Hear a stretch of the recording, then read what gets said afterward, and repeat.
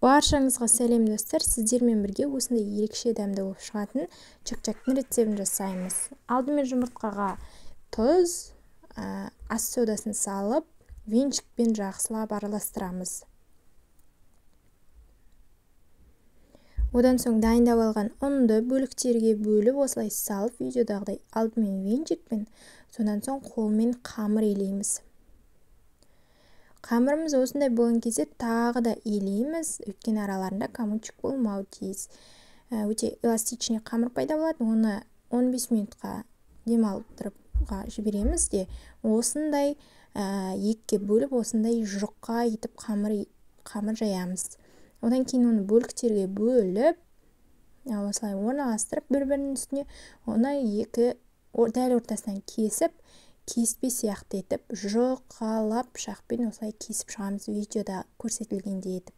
Одан соң араларын осылай ашып, қызып тұрған майға жай бөліктерге бөліп саламыз.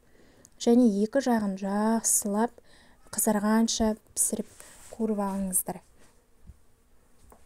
Бұл чак-чактың тартымды әдемі болып шығуына көмектеседі.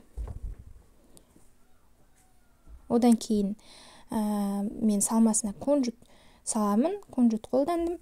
Оны осылай құрақ табада екі жағы қызарғанша осылай пісіріп аламыз. Содан кейін балды сиропқа мен қант және су және балды қолдандым. Одан соң чак-чактың үстіне осылай құйып жіберіп, жақсылап араластырамыз. Қолдарыңызбен араластырмаңыздар, өйткені ол балды сироп ыстық, күйіп қалуы мүмкін қолдарыңыз. Сол себепті осылай видеодағыдай құраммен араластырамыз. Одан кейін мен арнайы қалыпқа, салатын қалыпты мен майлап алдым.